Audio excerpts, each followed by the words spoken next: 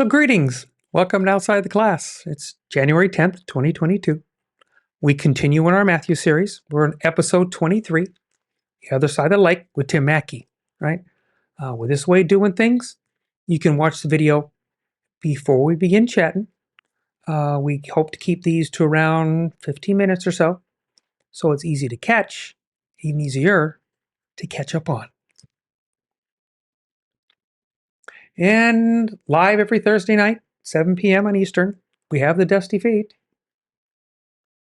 Always in the description below are links to all the audio, video, and source documents that we use here in the Dusty Feet. We want to make sure that any material we use here is properly credited to those folks who work so hard to bring it to us. Without their efforts, learning we do here, it does not happen. So don't forget to subscribe. Click that bell icon if you want a reminder. And as always in the Dusty Feet, this is a place we can safely explore the endless ways of God, interconnection of His creation, where belief understandings may be challenged, divine misunderstandings may exist, and traditional teachings might falter as we pursue connection, context, and community with God and each other here in an environment of grace and love. So here we go with some more Outside the Class on the Dusty Feet.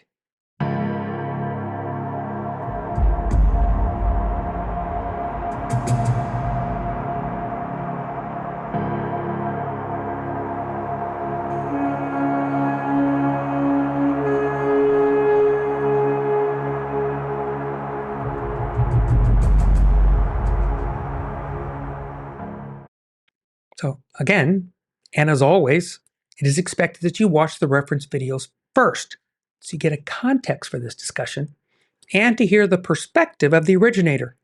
In this case, it's Tim Mackie.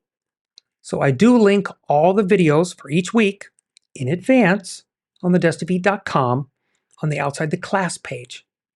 So if you have not yet, just pause this, click on the link in the description, and when you come back, we can have a chat.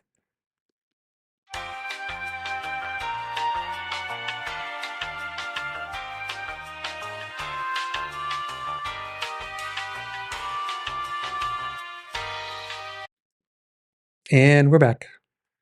So, Matthew chapter 15. It's loaded with things, and we'll only be able to talk about a few. Context today will be a dominant part. But I hope it might cause you to ponder even more thoughts and questions of your own, right? Because, okay, so I really enjoyed his poetry reading, his creative introduction. When I heard it, for some reason, in my head, I heard echoes of Paul Harvey. But I guess you have to be of a certain age to appreciate Paul Harvey. So, the verses from Isaiah, like Tim said, are a drawing together of peoples unto him, to reconcile them with him and his ways via the Torah. Yet there might be a thing that is possibly lost, right, or blurred, is that there are actually many nations. It's not one nation under God, but many nations, and yet their banners are rallied around and under God's banner. Because there will be things that need to be resolved between these peoples. That's the judging and the rendering decisions. Yet peace, that'll reign. And that need for war, well, that'll be no more. There's so many more questions that come up. And that's really part of the beauty of the poetry, the prophets, like Isaiah. Tim brings up that Isaiah is well versed in the Torah and the accountings of those things that followed, right? But so we know the Bible's not deal. So this is like 300 years between him and King David. Give you an idea. So this is not a recent memory accounting. That he is probably familiar with the accountings in Joshua and Judges and Samuel, Kings, the poetry of Psalms and the Proverbs, Ecclesiastes, the Song of Songs. You might know it as the Song of Solomon. And there are other prophets that were around before or during, right? We had Joel, Amos, Hosea, Obadiah, and Jonah. We know his story. There's one thing that I enjoy about the poetry of the prophets is that even with the creative nature of the stories, uh, it's the way that they shared and expressed the visions or the words that were shared with them, and that they work with each other, never once against, and all at different times.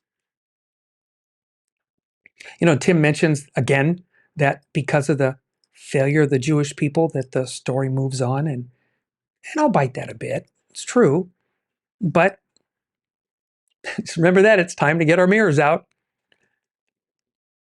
Since we are post Messiah, and we are aware of so much more, are we really any better? With all that we know and the impact that has been capable of over hundreds of centuries past, are we really? Our own failures have shown really nothing more than we are them, and again, they are us. And we, just like them, we're very much in need of this time that's been shared by the imagery of Yahu ben Amos, right? When that root of Jesse returns to set up camp in Jerusalem, right? But and remember, lest we forget, that the people that we're reading about, they are also aware of this poetry of Isaiah, and they also are ready for that time. They just think it's now. That's then, right? Because the root of Jesse is there at that moment, the moment we're reading. So you really can see the confusion. Because why would they not think this? That might be more to chew on. Okay, so we get to the time with the Messiah there and then. That's where we're at. So he has traveled, I guess what I mean by traveled, I mean walked over 35 miles to get away from the events of chapter 14 and the beginning of 15. The beginning of 15 was that direct confrontation with the delegation of leadership from Jerusalem, right? That was not a friendly confrontation. They, they had traveled over 100 miles for that very confrontation. So it was very intentional. I have no idea what their agenda was, but I bet it's not what they thought would happen. It's interesting, even the disciples didn't understand the fullness of that conversation. We see that too. So this trip that I would say of the Messiah is also intentional.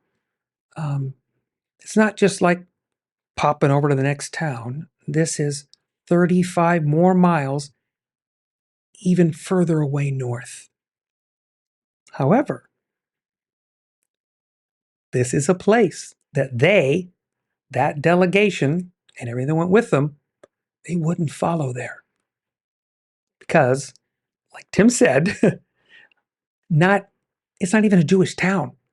We have wandered outside the Jewish realm. So, Yeshua retreats.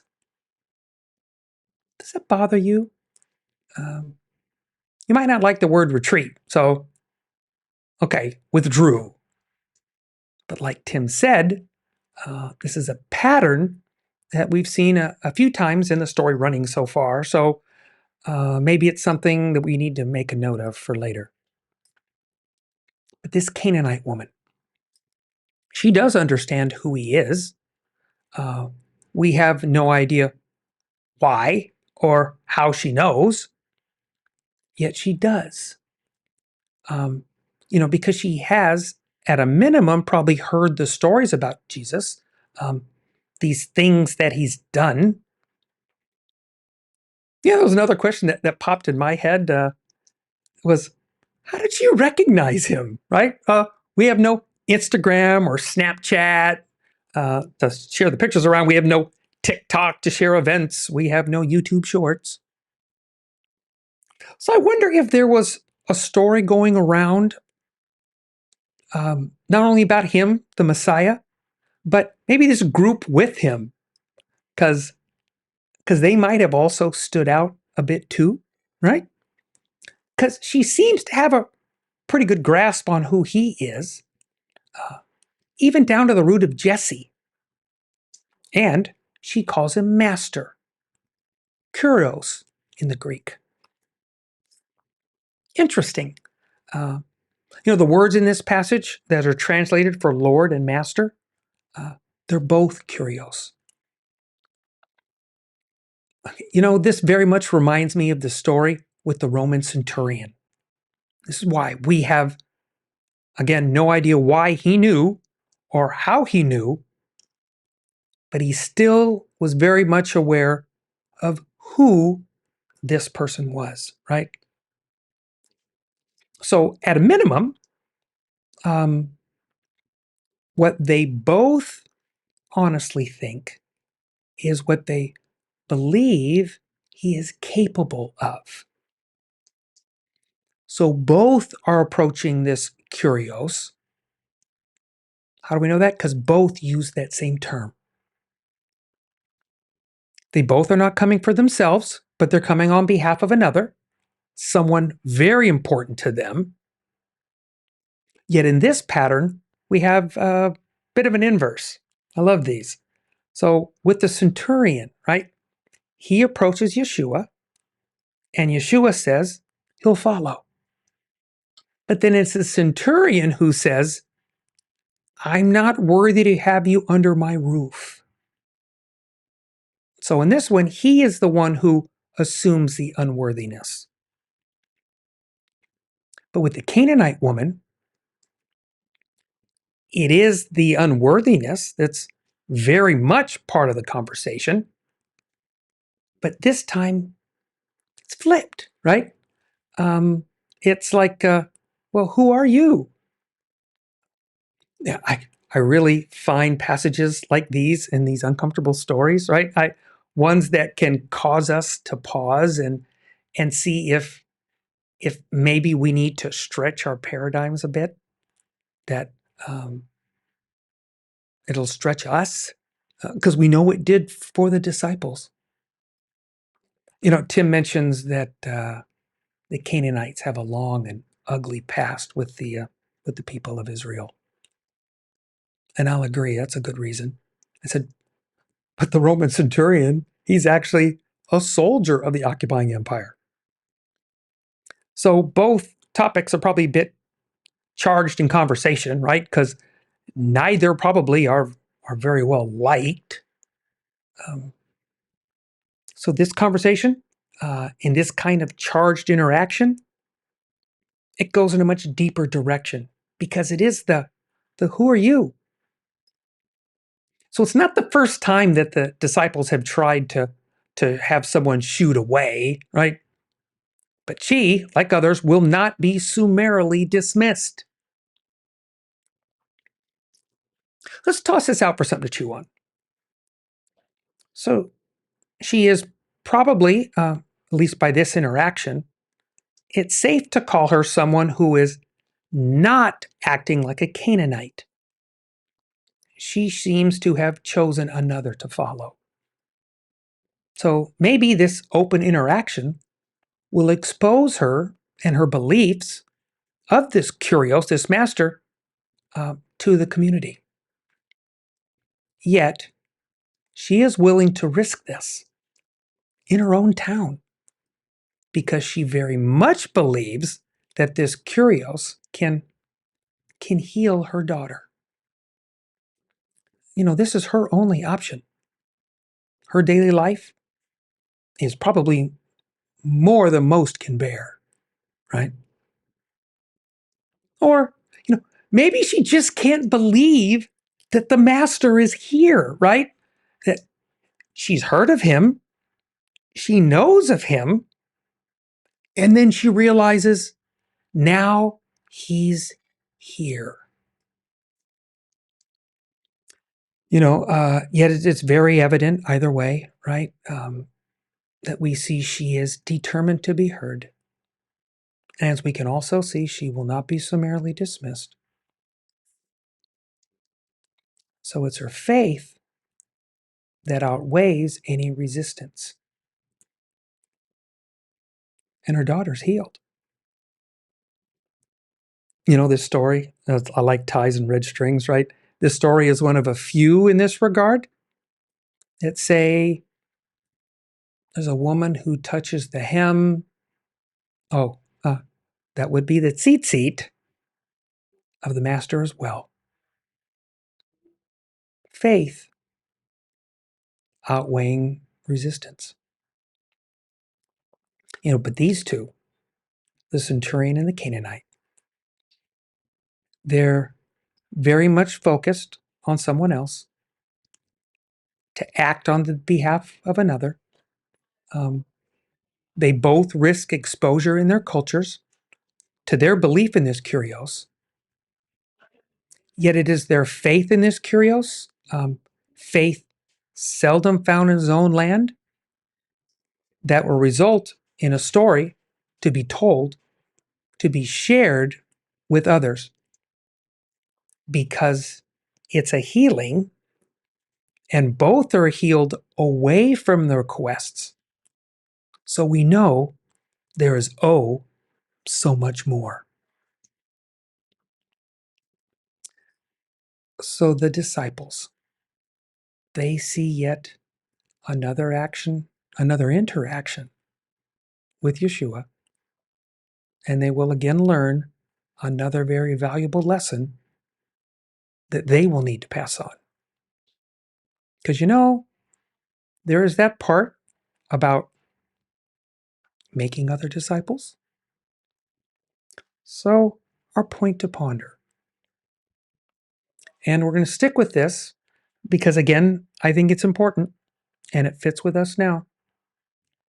So, make no judgments where you have no compassion. Again, make no judgments where you have no compassion. Anne McCaffrey. And thank you for being with us today, again, with Outside the Class on the Dusty Feet.